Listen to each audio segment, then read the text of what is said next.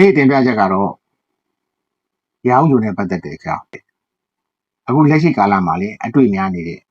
ရောင်းယူတသာစားတဲ့ကာလအကြောင်းအဲ့တော့ရောင်းယူတသာစားတဲ့ကာလအကြောင်းကိုသိကျင်တဲ့လူများသလို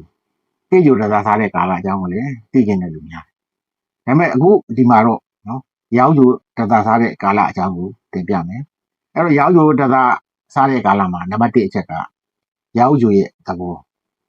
နောက်ရောင်းယူတသာစားတဲ့ကာလတွေမှာဘယ်လိုကြုံတတ်တယ်လဲရောင်းယူကောင်းတိုင်းဟိုကရောင်းယူကောင်းတယ်ဆိုပြီးတော့အစိတ်လက်ပေါ်ပါနေလို့ရတာလားနောက်ရောင်းယူကဘယ်လိုအကျိုးပေးတတ်တယ်လဲဆိုတော့ရောင်းယူတသာစားတဲ့ကာလအကြောင်းပြောမှဖြစ်တယ်ပြောမှဖြစ်တော့ရောင်းယူတသာစားတဲ့ဆိုတဲ့နေရာမှာတသာဆိုဒီမှာဇာတာမှာပါတဲ့ဂျိုတွေကောင်းကျိုးပေးမဲ့အချိန်ဆိုးကျိုးပေးမဲ့အချိန်ကိုအချိန်ကာလနဲ့ကန့်သတ်ပြောတယ်အဲ့လိုအချိန်ကာလနဲ့ကန့်သတ်ပြောတဲ့အခါမှာဒီအချိန်ကာလအကြာရှည်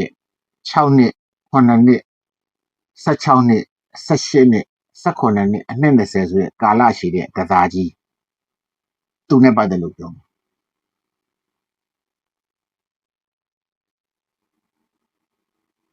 အဲ့တော့ဒီနေရာမှာရောင်းကြောပြောတဲ့နေရာမှာအဓိကအဖြစ်အသက်အရွယ်ကြီးရင်တဲ့သူတွေအတွက်ပဲအသက်အရွယ်ကြီးရင်လည်းဆိုတာငယ်ရွယ်စဉ်ပညာသင်တာနဲ့နော်လူငယ်ဘဝနဲ့ကိုတော့မကြာခဏနဲ့ပြောပြီးတော့အဲ့ဒါထားမပြောတော့ဘဲနဲ့ဒီရောင်းယူဒီအရွယ်ရောက်တဲ့အချိန်မှာစားတဲ့တသာစားခံရတဲ့သူတွေအကြောင်းပြောမှာဖြစ်တယ်အဲ့တော့ပထမဆုံးရောင်းယူတသာစားတာကဇာတာရှင်တယောက်ကိုကောင်းစေတာလားဆိုးစေတာလားဆိုလို့ရှိရင်အရန်ဆိုးတဲ့ထက်မှမပါဘူးကောင်းစေတဲ့အကျိုးရလဒ်ပေးနိုင်တယ်။ဘာကြောင့်လဲရောင်းယူသည်ဇာတာရှင်တယောက်ကိုတိုးတက်မှု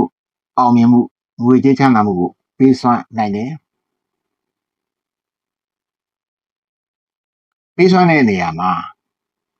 ဒီရောင်းယူရဲ့သဘောတဘာဝအလေးကိုသိထားလို့ရှိရင်ရောင်းယူရဲ့တသာကာလကိုကြော်ဖြတ်နိုင်စွမ်းရှိမယ်ဆိုတော့ရောင်းယူက18နှစ်တာကာလဆိုတော့ကြော်ဖြတ်နိုင်စွမ်းအတက်ကတော်တော်ကြိုးစားရတယ်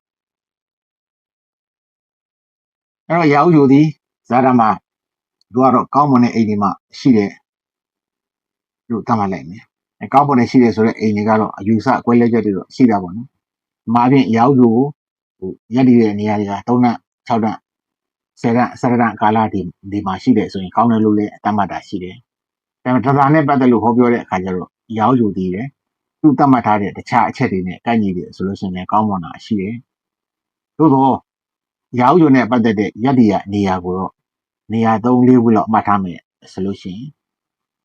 ပထမဦးဆုံးကယာဒီအဖြစ်မေရုံယာဒီကသူ့ရဲ့အုတ်ယာဒီလို့သတ်မှတ်တယ်တချို့ကတော့ဒီတိတ်တယာဒီကိုသတ်မှတ်တဲ့အတွက်ကြောင့်ကျွန်တော်တို့ဒီမေရုံယာဒီကိုယူတယ်တိတ်တမှာရှိတာကိုလည်းအုတ်ကျုပ်ကဲသို့သဘောထားပြီးတယ်နောက်ကုံယာဒီမှာရောင်းကျိုးရှိတာကိုသူ့ရဲ့ကောင်းမွန်တဲ့အိမ်လို့သတ်မှတ်တယ်ထိုနည်းတူစွာပဲကံယာဒီမှာလည်းရောင်းကျိုးရှိတာကိုကောင်းတယ်လို့သတ်မှတ်တယ်နောက်ထုံးစံတိုင်းဒီတသာဂျိုရက်တည်တဲ့မှာကဲအိမ်လို့ခေါ်တဲ့လက်ပါဝါကနေ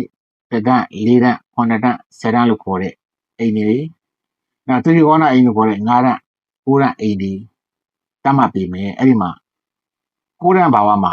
ရောက်ကျရရင်တော့မကောင်းဘူးတသာစားတဲ့ကာလမှာဆိုးကျိုးပေးမယ်ဆိုအဲ့ဒီ9တန်းဘာဝတစ်ချက်ပြန်နှုတ်လိုက်ပြီမဲ့သူဆိုးကျိုးပေးရဆိုရင်သူဒီကောင်းကျိုးရတဲ့တာလည်းရဖို့ရှိတဲ့သဘောတော့ရှိတယ်အဲ့တော့ရက်ရနေရာတည်သွားပြီဆိုတော့ရောက်ကျရဲ့သဘောလေးကိုတစ်ချက်ကြည့်ရောင်းကျကတသာစားတဲ့ကာလမှာဇာတာရှင်တယောက်ကိုအပြောင်းလဲပေးတာမတိမငြိမ်ဖြစ်တာရှုပ်ထွေးပင်ပန်းပြီးမှအခွင့်အရေးအကျိုးမြတ်ရစေခြင်းကိုပေးတာကသူ့ရဲ့မူလပထမအချက်အဒီကာလထဲမှာပဲဇာတာရှင်တယောက်ဒီရှေ့မှာတင်ပြခဲ့သလိုတိုးတက်မယ်အောင်မြင်မယ်ဘဝမှာငွေကြေးနဲ့ပတ်သက်တဲ့အခွင့်အရေးရလိမ့်မယ်အဲ့ဒီမှာရောင်းရဲ့သူ့ရဲ့မာယာသဘောကလာပြီလူတယောက်ကိုသူ့တသာအစစဉ်ကာလမှာဖြစ်စေတသာအလယ်လောက်မှာဖြစ်စေအောင်မြင်အောင်တိုးတက်အောင်ချမ်းသာအောင်သူပို့ပေးလိုက်တယ်ပို့ပေးလိုက်ပြီးတော့ရာဟုမာယာကဒီဇာတာရှင်ကိုသူပေးတဲ့ပစ္စည်းကိုသူကပြန်ယူခြင်းတယ်ပြန်ယူတဲ့ခါကျတော့ဒီဇာတာရှင်တဲ့ကိုအောင်မြင်အောင်တိုးတက်အောင်လုပ်ပေးလိုက်တဲ့ခါကျတော့ဒီရာဟုကတက်မဲ့မောတာကို သူကမမောစိတ်များတယ်လူချင်းစိတ်များတယ်ဖြစ်ချင်းစိတ်များတယ်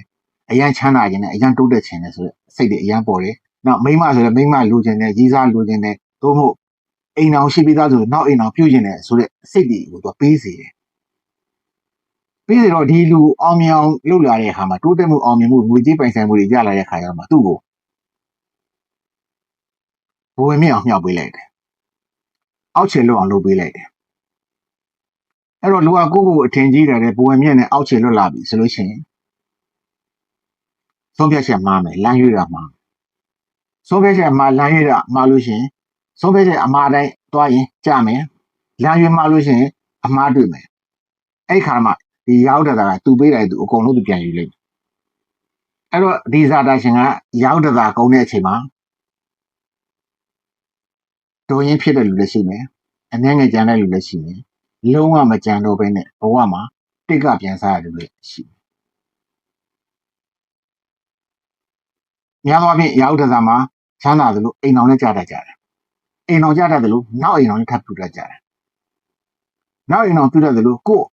အိမ်အောင်ကိုလည်းပေါ့နော်မိသားစုကိုလည်းခွဲခွာပြီးတွားကတ်တတ်ကြတယ်အဲ့တော့ကိုမိသားစုတွေမှာကိုခမောဖြစ်စေကိုအိမ်အောင်ပဲဖြစ်စေရောက်တာကြနေတယ်ဆိုလို့ရှိရင်ရောက်တာဒီလိုအကျိုးကြောင်းပေးပါလားဒီလိုအကျိုးကြောင်းပေးတဲ့နောက်ကိုမျောပါပြီးလိုက်သွားလို့ရှိရင်တို့ဘဝဆုံးရှုံးမှာပါလားတို့ဘဝဆုံးရှုံးလို့ရှိရင်မိသားစုနဲ့ဘဝကို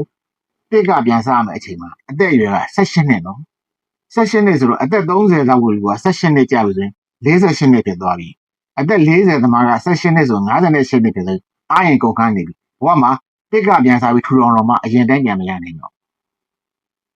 အဲ့တော့ရောက်တာနဲ့ပတ်သက်လို့သိချင်နေတဲ့သူတွေကောရောက်တာနဲ့ပတ်သက်လို့အခုမှနားထောင်မှုတဲ့သူတွေကောကိုရောက်တာရောက်နေတယ်ဆိုရင်အောင်မြင်တယ်ကြော်ကြားတယ်ထင်ပေါ်တယ်ငွေကြေးရတယ်ဆိုပြီးတော့အေးစီပေါ့ဆာမနေပါနဲ့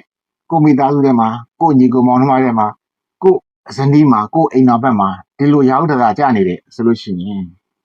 နိုင်ချိန်သူ့ခံမိန်နဲ့သွားပါလို့အကြံပြုရင်းနဲ့ရာဟုထူလာတာလို့ခေါ်တဲ့ရောက်တာကြီးကာလမှာဘလို့ကြုံဆုံရနိုင်မယ်ဆိုတာကိုအများပြည်သက်တွေနဲ့သိရှိနိုင်အောင်အလို့ငါလေးစားစွာတင်ပြလိုက်ပါတယ်။ကျမ်းမာချမ်းသာလိုပါပြပါစေအားလုံးကိုအထူးကျေးဇူးတင်ရှိပါတယ်။